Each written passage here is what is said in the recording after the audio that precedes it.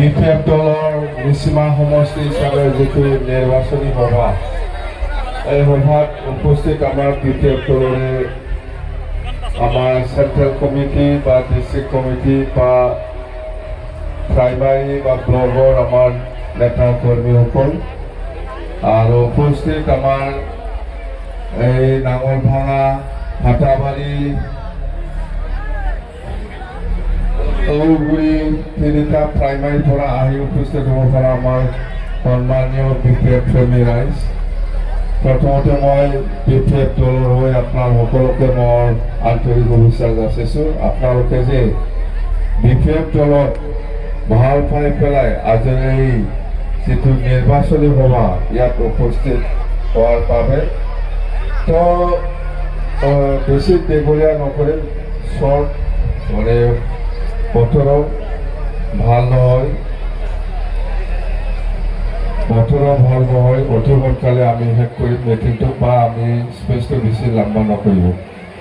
তো এই নাঙলভাঙা ঔগুৰি আৰু পাটাবাৰী এই অঞ্চলৰ ৰাইজে কি বিচাৰে?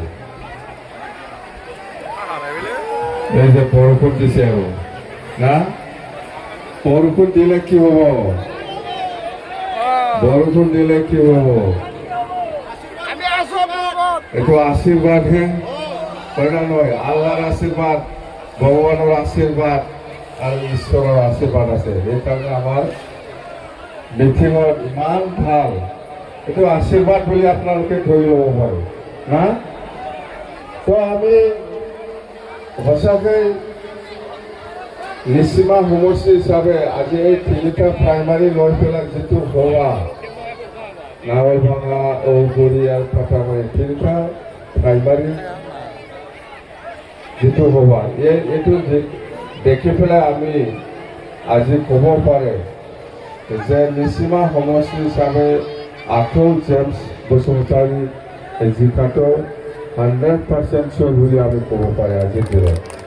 অকল তিনিটা প্ৰাইমাৰীহে, আৰু আছে সেইফালে 7টা প্ৰাইমাৰী। এতিয়া আপোনালোকৰ নাঙলভাঙা বা ঔগুৰি বা পাটাবাৰী ৰাইজে কি বিচাৰে? হয়, আপোনালোকে বিপিএফক ভাল পাই পেলাই ইয়াত আহিছে। নিশ্চয় আগন্তুক 22 তাৰিখ ছেপ্টেম্বৰত যিটো নিৰ্বাচন হ'ব, এই নিৰ্বাচনত নাঙলত ভোট দি পেলাই জয়যুক্ত কৰিব বা নাঙলত ভোট দিব আপোনালোকে। চৰকাৰ হোৱাৰ পিছত জেমছ বসুমতাৰীয়ে নাঙলভাঙাই হওক, ঔগুৰিয়ে হওক বা পাটাবাৰী প্ৰাইমাৰী হওক, এই অঞ্চলৰ ৰাইজৰ কাৰণে কি কাম কৰিব?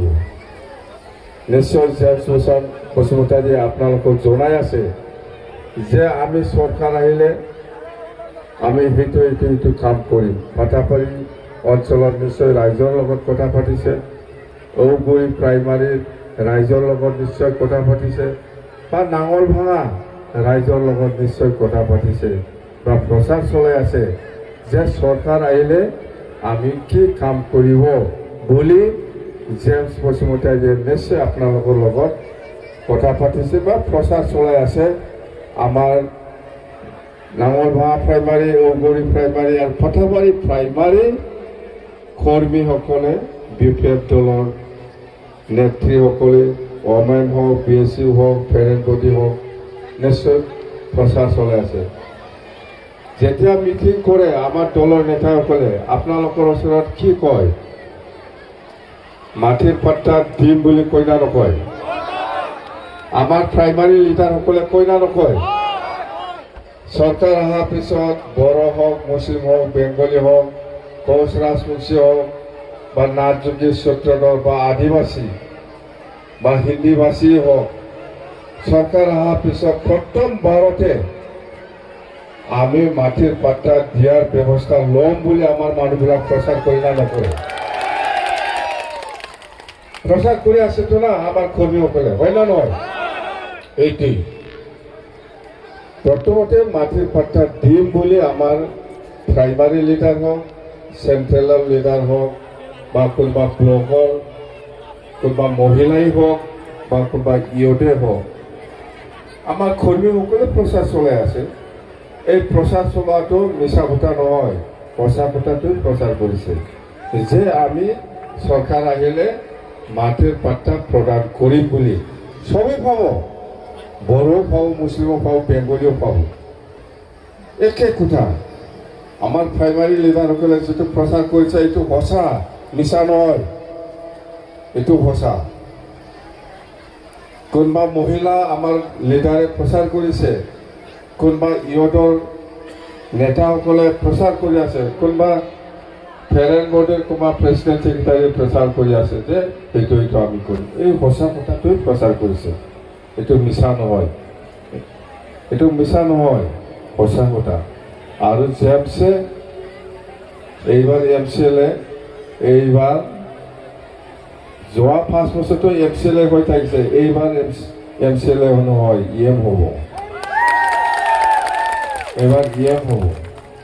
EM হ'লে আৰু সুবিধা বেছি ভাল কাম কৰিবৰ কাৰণে। মানুহক কি লাগে, আজি মুছলিম ইছলাম সমাজত আৰু আজি বড়ো সমাজত আৰু আজি বেংগলী সমাজত আৰু ৰাজবংশী সমাজত জাতিবিলাকৰ নিজৰ নিজৰ জাতিৰ সমস্যা বেলেগ বেলেগ থাকে, হয়, জাতীয় ইছ্যুটো বেলেগ বেলেগ থাকিব পাৰে, কিন্তু জীয়াই থকাৰ যিটো অধিকাৰৰ ক্ষেত্ৰত আমি যদি কওঁ তেতিয়াহ'লেতো চবৰ লগত একেই আছে।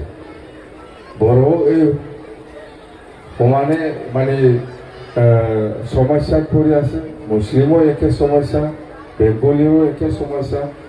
যে আমি সঁচাকৈ এই সমস্যাটো যদি সমাধান কৰি নলয় তেতিয়াহ'লে আমি বহুত ভুগিব লাগিব। এইকাৰণে BPM দলে প্ৰথমবাৰ এইবাৰ আমি চৰকাৰ অহাৰ পিছত সকলো জাতি জনগোষ্ঠীকে মাটিৰ পাট্টা প্ৰদান কৰিম বুলি কোৱাটো সেইটোৱেই দেই।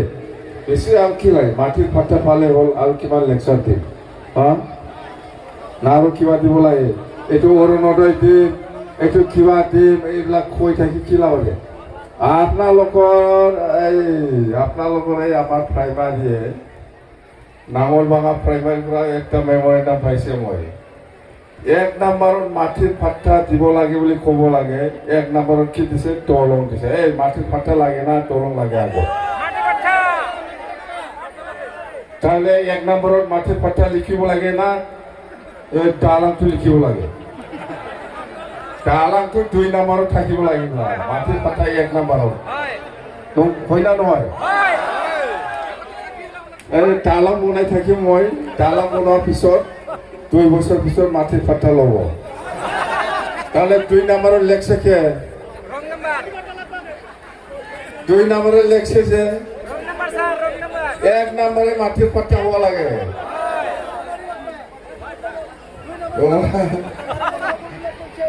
দালাং বানাইতে 2 বছর লাগবে খতম হওয়ার জন্য, তারপরে সে মাটির পাট্টা না 2 বছর পরে। তাহলে মেমোরেন্ডামটা খেল লেখছে, মেমোরেন্ডামটা লেখা লাগছিল 1 নম্বরে মাটির পাট্টা, তোমরা লিখছে 1 নম্বরে আইনদের দলং, 2 নম্বরে মাটির পাট্টা, এরকম হয়। আসল বস্তুটাই 2 নম্বরে লেখছে। এটা কি রকমের? 1 নম্বরে মাটির পাট্টা, 2 নম্বর